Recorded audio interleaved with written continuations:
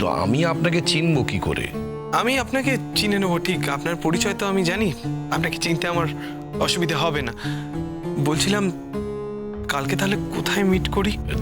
একটা coffee house বা ওইরকম কোনো জায়গায় মিট করলেই তো হয়।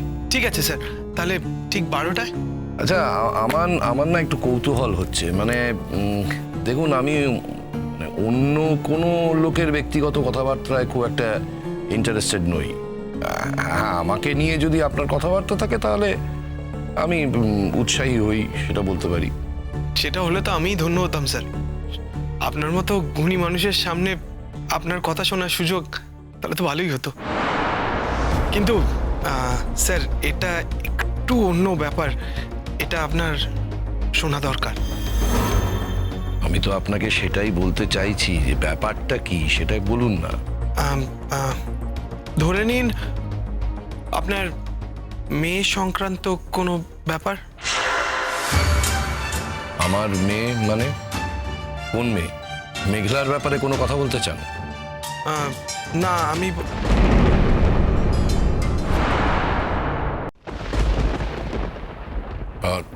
তাহলে তাহলে কালকে ঠিক সময় দেখা হচ্ছে।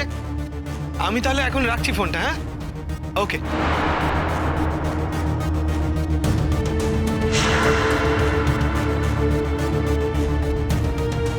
কি রে বাবা, কি অদ্ভুতভাবে কথা বললো। আচমকা কিরকম ভাবে ফোনটা কেটে দিল। সত্যি সত্যি আসবে তো নাকি আমার মেয়ে নিয়ে ব্যক্তিগত কথা বলবে? তিতির সম্পর্কে কোনো কথাটা তো বলবে নাকি?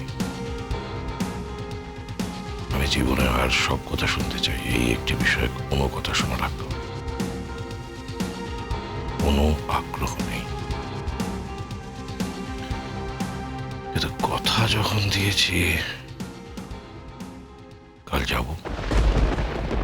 কার সাথে কথা বলছিলে? হ্যাঁ, আমার এক বন্ধু, অনেক পুরনো বন্ধু, অনেকদিন পরে নাম্বার পেয়েছি। এ রোড তার থেকে জোগাড় করে নাম্বার পেয়ে ফোন করেছিলাম, তো বললাম ওকে ওই কালকে দেখা করব। এত ঘনিষ্ঠ বন্ধু অথচ আপনি আঁকে করে কথা বলছিলে যে? আপনি কই? না তো। আমি স্পষ্ট শুনেছি তুমি আপনি করে কথা বলছিলে। ভুল শুনেছো। ভুল শুনেছি? হ্যাঁ, ভুল শুনেছো, মানে আমি আপনি করে কেন কথা বলতে যাবো? তা বন্ধুর নাম কি?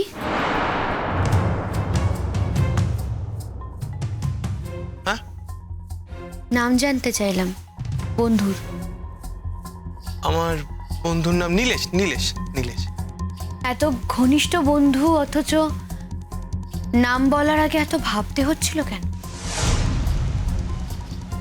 তুমি কি আমাকে সন্দেহ করছো মল্লিকা? না, তোমার আচরণটা আমার একটু অস্বাভাবিক লাগলো। তার মানেই তুমি আমাকে সন্দেহ করছো? সন্দেহ যে করব সেই অধিকার তো আমার নেই। এটা অধিকারের প্রশ্ন নয় মল্লিকা, এটা আত্মমর্যাদার প্রশ্ন। তুমি যদি এইভাবে আমাকে সন্দেহ করো তাহলে দেখো, আমার মনে হলো তুমি আপনি করেই কথা বলছিলে। ওই যে বললাম, তুমি ভুল শুনেছ। তুমি দূর থেকে শুনছিলে বলে তোমার মনে হয়েছে আমি আপনি করে কথা বলছিলাম। আর প্লিজ, তুমি আমাকে অবিশ্বাস করো না। আমি তোমাকে অবিশ্বাস করি না, কিন্তু আমি তোমার অতীত সম্পর্কে কোনোদিন কোনো প্রশ্ন করিনি। তুমি যেটুকুনি আমাকে বলেছ আমি সেটুকুনি বিশ্বাস করে নিয়েছি। আর এই মুহূর্তে দাঁড়িয়ে আমি এই বিষয়ে আর কোনো সংশয় রাখতে চাই না। তুমি ভুল বুঝো না, আমি কথাটা ওভাবে বলতে চাইনি। দেখো, আমার কিন্তু বিষয়টা খারাপ লেগেছে। তুমি যেইভাবে বলেছ একটু ভেবে বলতে পারতে। আমি বললাম তো, সরি। আর কখনো আমাকে সন্দেহ করবে না বলো? দেখো, একসাথে থাকতে গেলে কয়েকটা ফ্যাক্টর খুব ইম্পর্টেন্ট। তার মধ্যে সব থেকে বড় হলো ট্রাস্ট। তুমি যদি আমাকে ট্রাস্ট না করো তাহলে... এই কথাটা তো তুমি এর আগেও আমাকে বলেছো।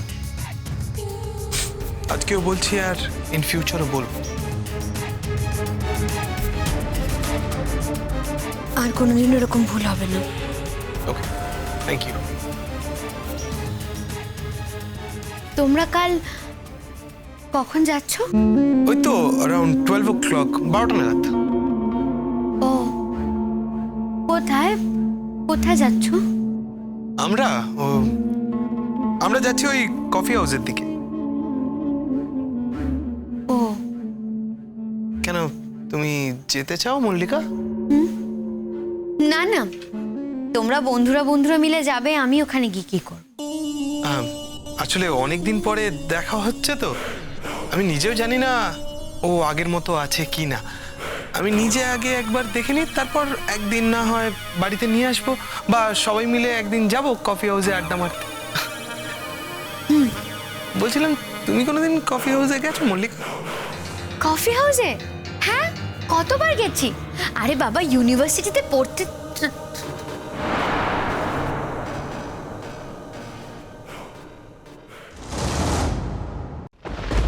ইউনিভার্সিটি? না, ওই ইউনিভার্সিটি কলেজ, ওখানকার স্টুডেন্টরা সবাই তো ওখানে যায় কফি হাউসে, তাই বলছিলাম। তুমি কখনো গেছো? হ্যাঁ, আমার হাজবেন্ডের সঙ্গে গিয়েছি 2-1 বার। না মানে, তুমি কখনো ইউনিভার্সিটি গেছো? ইউনিভার্সিটি? আমি যদি ইউনিভার্সিটিতে পড়তাম তাহলে কি আর এইভাবে? কি? হ্যাঁ, মানে আমি নিশ্চয়ই চাকরি টাকরি করতাম, এইভাবে একটা আশ্রয়ের প্রয়োজন হতো না। তো বটেই। বুঝতে পেরেছি, ইউনিভার্সিটি পাস আউট মেয়েরই তোমার জীবনে দরকার ছিল। আমি কিন্তু সেটা মিন করিনি। তুমি হঠাৎ করে ইউনিভার্সিটির কথা বললে তাই। হ্যাঁ, আমি তো সেটাই বলছিলাম যে কলেজ ইউনিভার্সিটি ওখানকার ছেলেমেয়েরাই বেশি যায় কফি হাউসে। আমি যখন আমার আগের হাজবেন্ডের সঙ্গে গিয়েছিলাম কফি হাউসে, তখন দেখেছিলাম সব বাচ্চা বাচ্চা ছেলেমেয়েদের ভিড়। এক্স্যাক্টলি, ওটা বেসিক্যালি কলেজ ইউনিভার্সিটির ছেলে মেয়েদেরই আড্ডা মারার জায়গা। তোমাকে একদিন নিয়ে যাও, কথা দিন। ওকে। তুমি কিছু একটা বলতে এসেছিলে না আমাকে, কি? ও হ্যাঁ, ওই আসলে ওই মেঘলার ওরকম একটা ঘটনা ঘটার পর থেকে তো আমরা একদিনও যাইনি ওকে দেখতে। তো শুনেছিলাম ও খুব অসুস্থ, ওকে ছেড়েও দিয়েছে শুনেছিলাম। তাই একবার গেলে হয় না? হ্যাঁ, যাওয়াই যায়। কবে যেতে চাও বলো? কাল তো তুমি তোমার বন্ধুর সাথে দেখা করতে যাচ্ছ, পরশু কিংবা তার পরের দিন যেতে পারি না আমরা দুজনে? ওকে, নো প্রবলেম। তাহলে ওই কথাই রইলো, আমরা যাবো একদিন ওদের বাড়িতে। ব্যাস, এই কথাটাই ছিল। বলছি, এক কাপ চা পাওয়া যেতে পারে? এক্ষুনি করে দিচ্ছি। আর কিছু যদি চাই?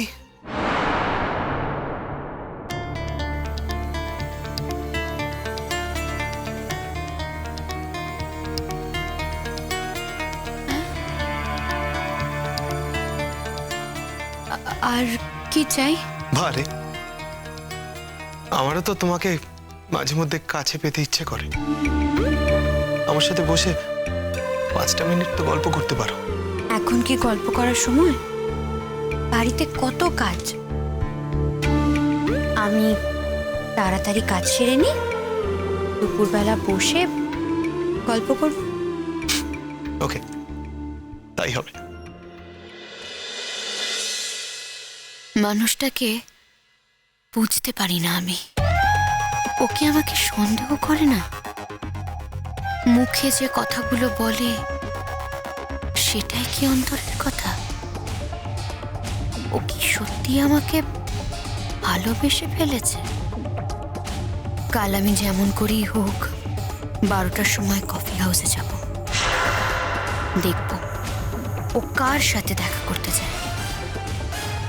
আমি তো স্পষ্ট শুনেছি ও তুমি নয় আপনি করেই কথা বলছিল, অথচ আমার কাছে কিন্তু ওটা স্বীকার করল না। কেন করলো না?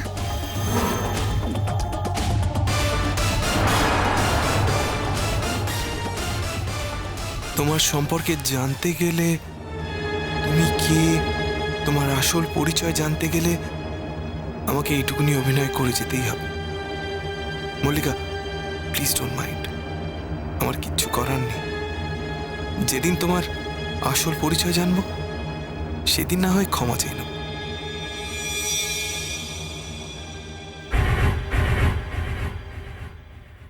মেঘলা, তুমি ওদের জানিয়ে দাও যে তুমি যেতে পারছো না। যেতেই তো পারি মা।